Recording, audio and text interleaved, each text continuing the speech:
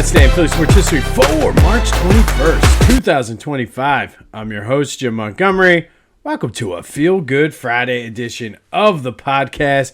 The winds of March have certainly changed the weather as it is windy and chilly outside after a beautiful day yesterday, but it is a Feel Good Friday, so we will take it. Some quick housekeeping before we get started, and as I always say, I always try to make sure everything is accurate. Yesterday, when we were talking about the LaSalle National Championship team in 1954, I mistakenly said Frank Blatch, when in fact his name was Frank Blatcher. So I apologize to Frank and his family out there for mispronouncing his name. I also talked about the NIT, and before the NCAA tournament was what it is today, the NIT, today we look at the NIT as like, you weren't good enough to get into the tournament. It stands for not in tournament or whatever.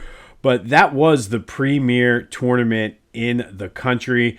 I believe it started around 1938. And then before that, there were just other invitational tournaments. But the NIT was sort of the premier one because it was in New York.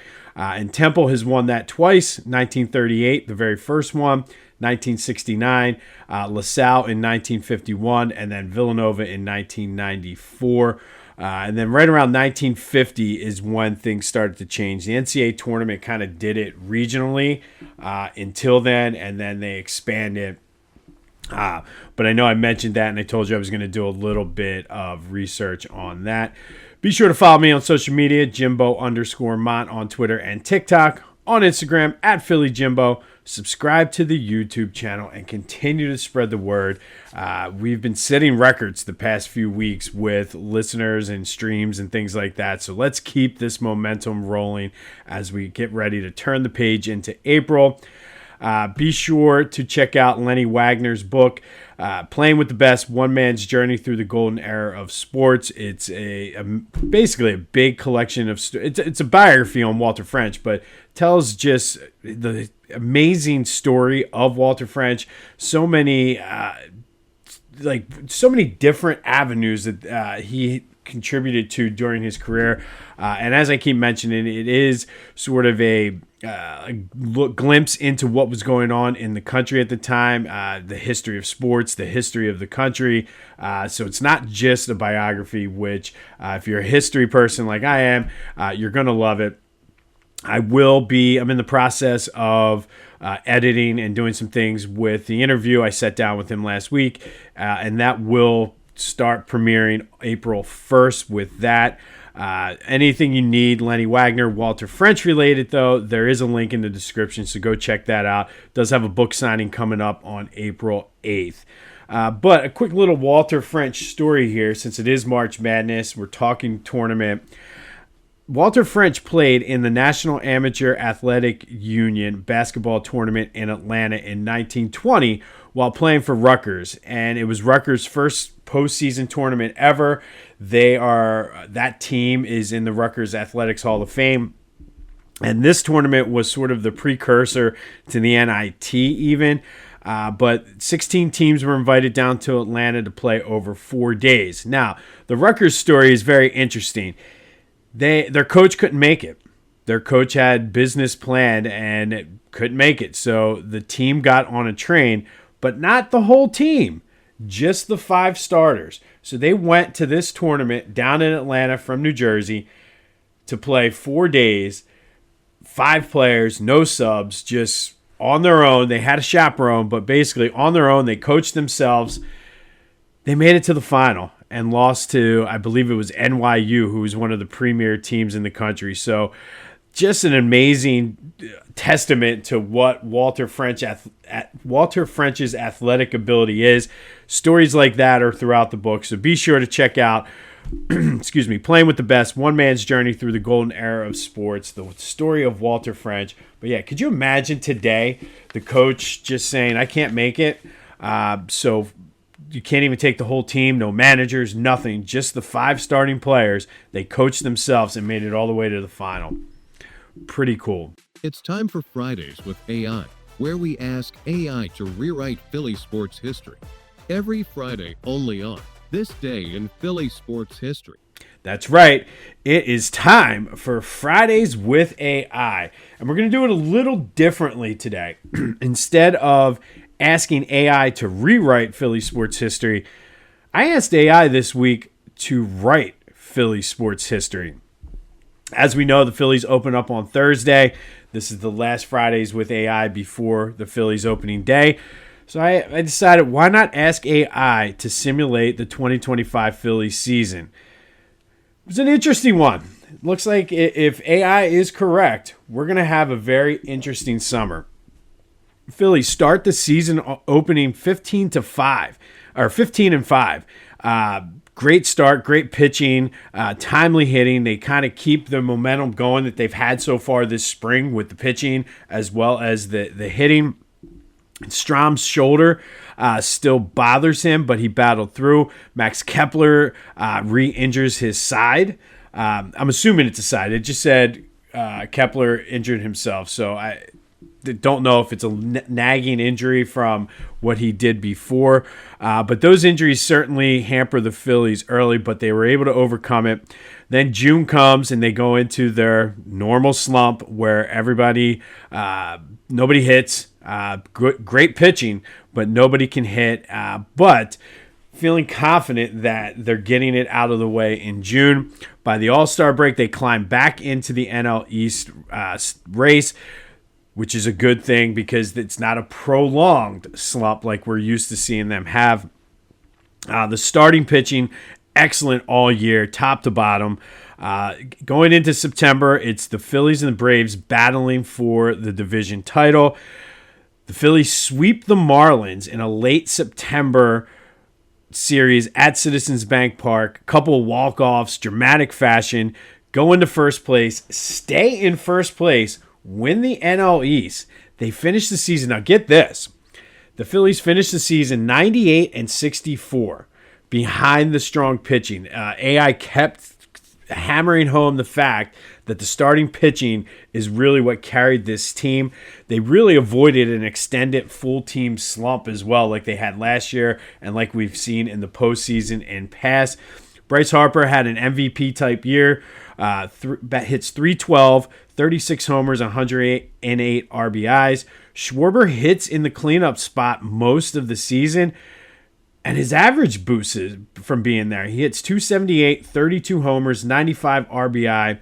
And how does Trey do in the leadoff spot? Pretty much what we expect from Trey Turner. Inconsistent all year, hits 299, does have a 375 on base percentage, only steals 18 bases though. But him being at the top of the order kind of sets the tone for Bryce and Kyle and the rest of the guys. Christopher Sanchez emerges as a bona fide number one starter. Zach Wheeler, goes 17-5, 2.98 ERA, 205 strikeouts. Aaron Nola has an Aaron Nola-like year, 3.20 ERA, 175 Ks. But the key, the starting pitching was great all year, but the Phillies kind of find their Ryan Madson, Brad Lidge sort of combo in Orion Corcoran and Jose Alvarado. Alvarado plays the role as the closer. Corcoran plays the role as the bridge to Lidge. And both of those guys really hold down the back end of that bullpen. They do make a trade. They don't sit on their hands like they did last year. They make a trade for Vlad Guerrero Jr.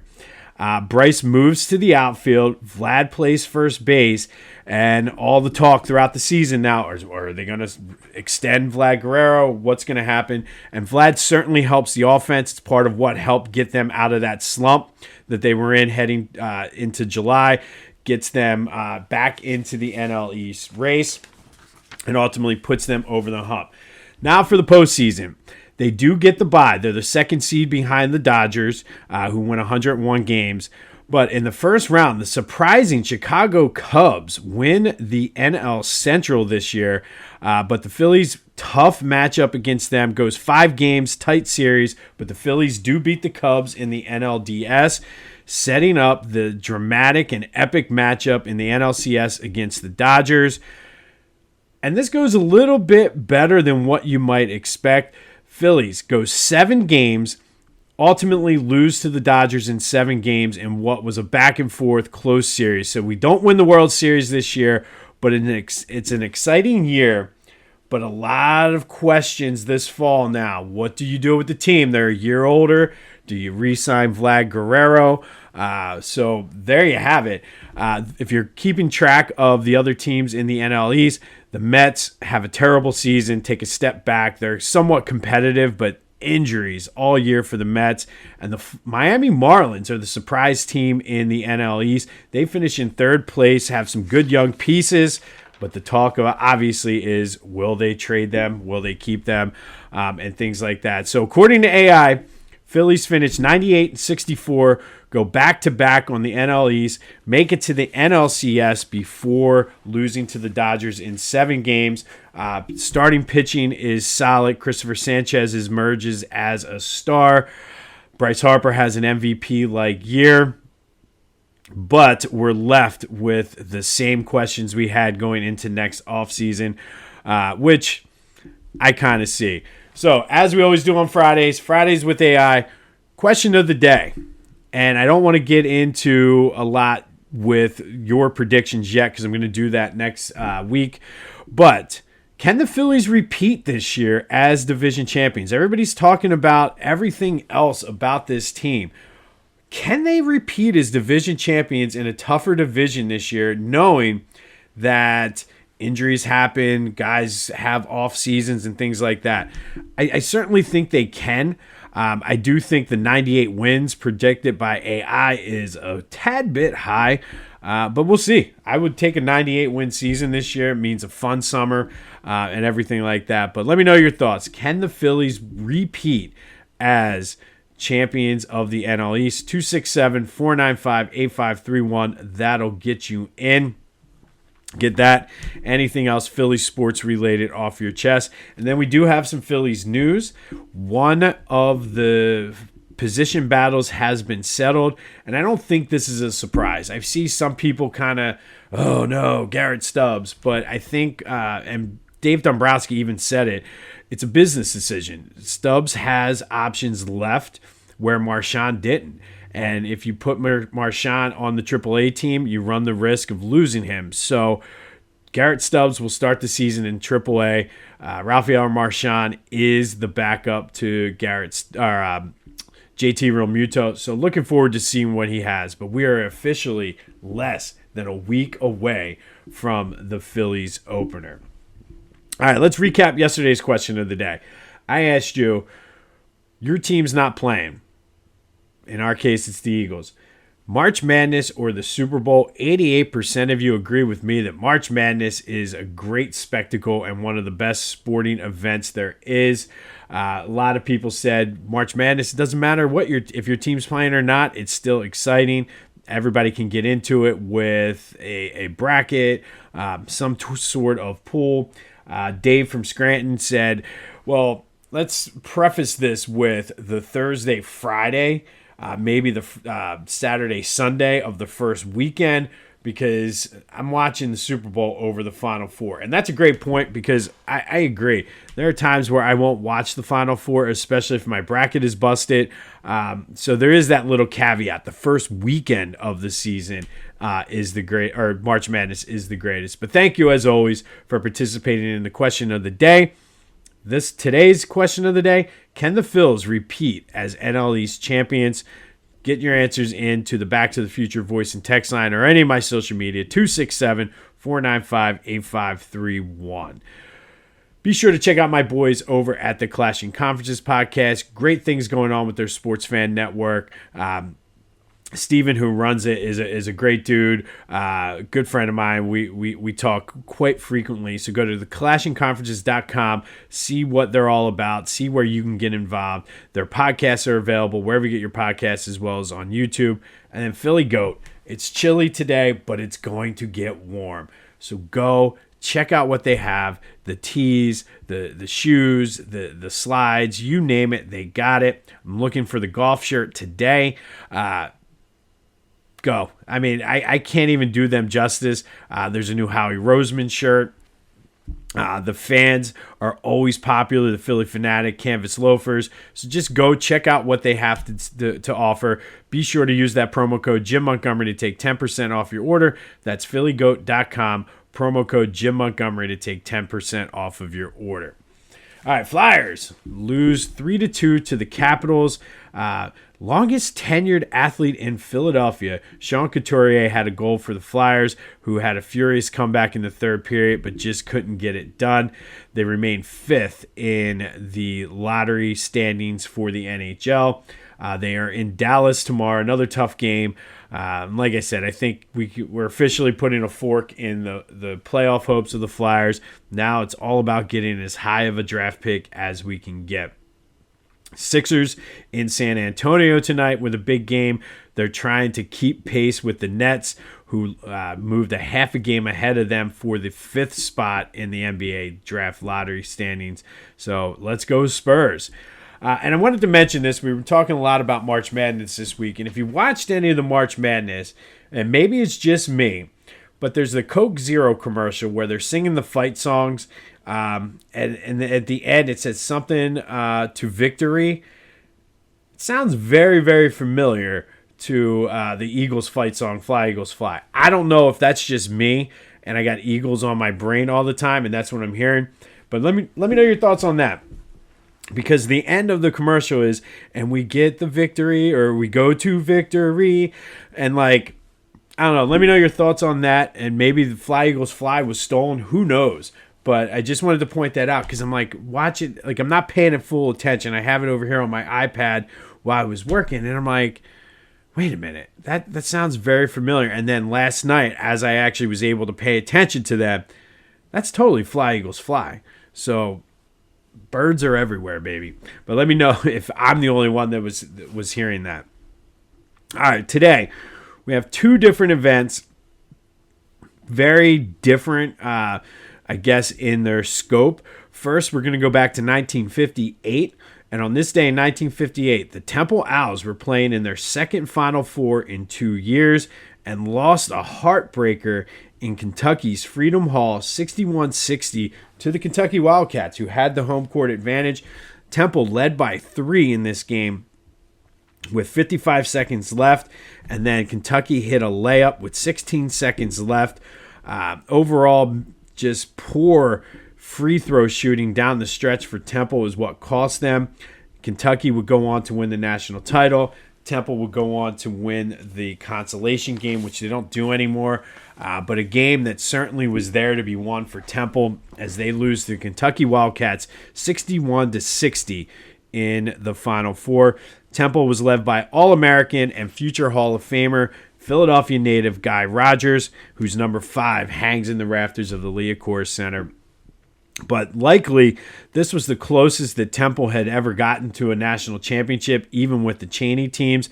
They had the lead in this game and could not get it done, losing 61-60 to Kentucky.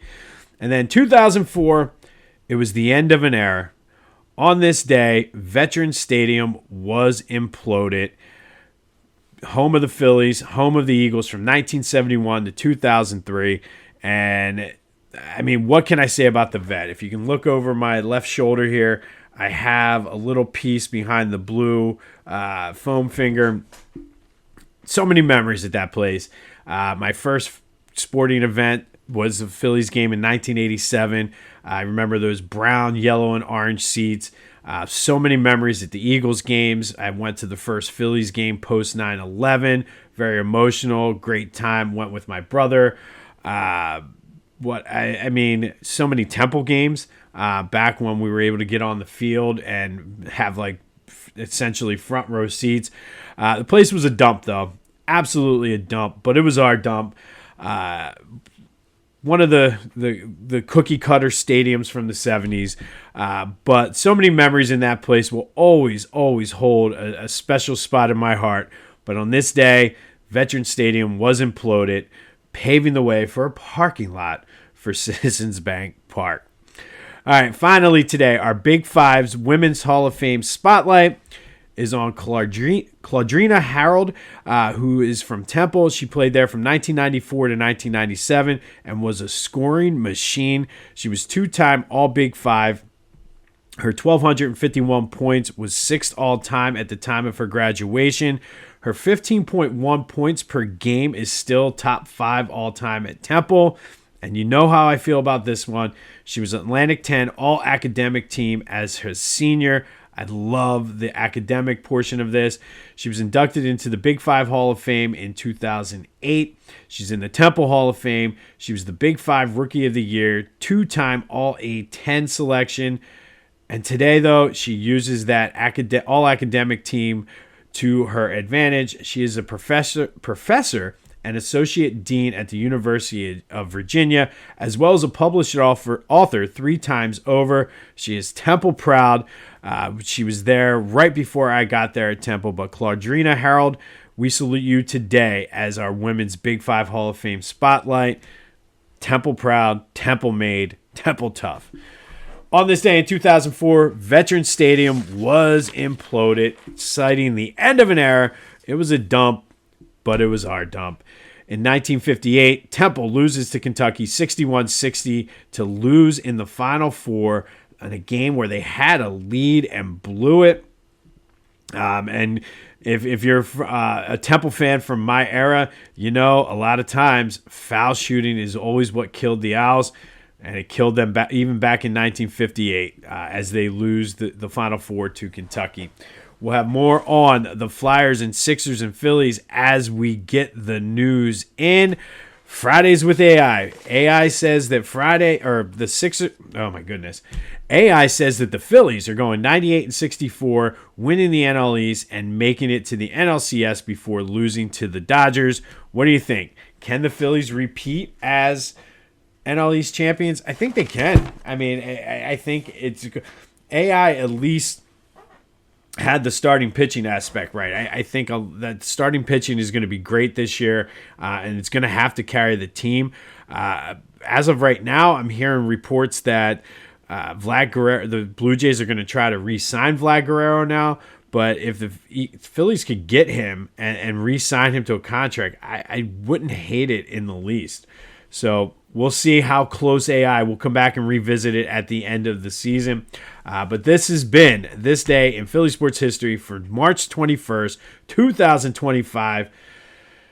My name is Jim Montgomery. Go have yourselves a feel-good Friday. I hope your bracket's not busted yet. I made it through the first day of the tournament without losing a Final Four team. That almost never happens, so I will take it. But go have yourselves a Friday, and until next time, I'll see you when I see you.